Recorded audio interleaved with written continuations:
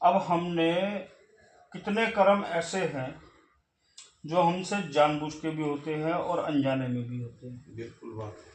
ठीक, कितनी बार हम लोगों के साथ ऐसा हो जाता है कि हमें कोई नुकसान होता है, हम ये सोचते हैं कि यार ये नुकसान हमारे साथ हो गया। क्या पता ये नुकसान जो हमारे साथ हुआ है आगे के जीवन के लिए, ये जीवन, ये वाला जीवन भी हो सकता है और ये भी हो सकता है कि वो अगला जीवन हो। ये उसके लिए हमें ये सारी चीजें जो है ये हमने काट लिया। कितने सुख हमें मिलते हैं, कितने दुख हमें मिलते हैं। क्या हर सुख और दुख की परिभाषा हमें पता है? बिल्कुल नहीं पता।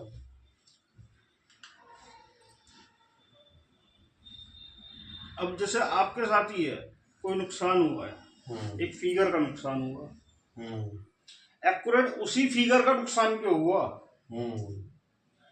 उससे कम का या उससे ज्यादा का नुकसान क्यों नहीं हुआ? अपने को इस जीवन चक्र में, ये जो जीवन का कालखंड है, इस जीवन के कालखंड में उसको भुगतना है, उस फिगर को भुगतना है। ऐसे ही हम जो धन अर्जित करते हैं या हम समाज के अंदर व्यवहार या व्यापार के अंदर अर्थ अर्जित करते हैं, वो सब हमारा लिखित है। बिल्कुल ठीक बात है कि अपने को ये ही मिलना है और जिस जरिए से मिलना है उसी जरिए से मिलना है। हम कई बार कोशिश करते हैं कि कोई तांत्रिक, मांत्रिक या कोई ऐसा व्यक्ति मिल जाए जो हमारे कर्म काट दे। कर्म तो भाई भगवान कृष्ण के भी नहीं कटे। भगवान राम ने भी वनवास भोगा और हर अवतार में कोई एक अवतार ऐसा बता दो जिसमें उस अवतार ने सुख भोगा हो। ये बात तो है। सभी अवतारों के अंदर उन्होंने ये दिखाया कि ये जीवन में कष्ट हमने भी भोगा है और आपको भी भोगना पड़ेगा। राम और कृष्ण को दुनिया भगवान मानती है। मैं उनको भगवान नहीं कहता, मैं उनको वो कहता हूं कि वो हमारे जीवन के आदर्श पुरुष हैं। सही मायने में उन्होंने हमें ये जीवन में सिखाया कि जीवन को जीना कैसे चाहिए। राम के जीवन में क्या चीज सीखने को मिली कि हमें मर्यादा में कैसे रहना चाहिए, संस्कार कैसे रखने चाहिए, कि अपने संस्कार कैसे होने चाहिए। और कृष्ण के जीवन से क्या सीखा कि समाज को मर्यादा में कैसे रखा जाता है। राम ने कभी अपनी मर्यादा दूसरे पे नहीं थोपी और कृष्ण ने किसी को छोड़ा नहीं। कृष्ण ने क्या चीज करी, मजे की बात देखो, देवकी से पैदा हुए उसको छोड़ दिया, यशोदा के पास गए उसको छोड़ दिया, राधा से प्रेम करा उसको छोड़ दिया। ठीक, द्रुकमणि को भगा करके लेकर के आए, उससे जो संतानें पैदा हुई वो आपस में लड़ मर के छूट गई, आपस में ही लड़ मर गई।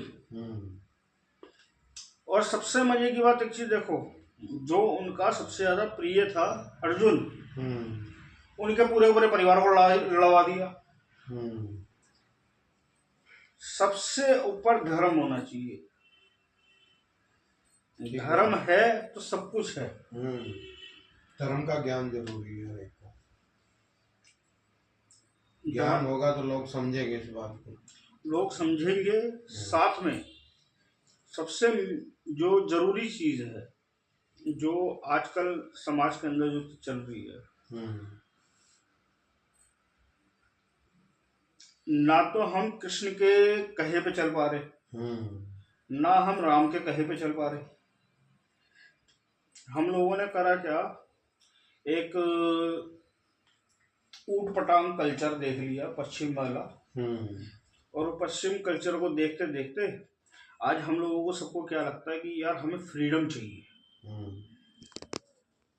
उन गधे के बच्चों से पूछो फ्रीडम चाहिए किस चीज के लिए और किससे फ्रीडम चाहिए।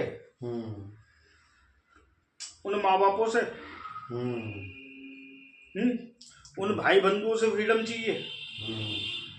फ्रीडम चाहिए किससे? बिल्कुल। अबे भाई आज मर जाओगे तो 4 आदमी तुम्हें कंधा देने के लिए चाहिए। बिल्कुल चाहिए भाई। फिर फ्रीडम कहाँ जाती है? फिर फ्रीडम कहाँ जाती है? ये तो सोचते ही नहीं लोग, इस बात को तो स्टडी नहीं करते बिल्कुल। पॉलिटिक्स के नाम पे कोई कहता है दलित समाज, कोई कहता है ऊंचा वर्ग, जिसको सवर्ण कहते हैं आजकल।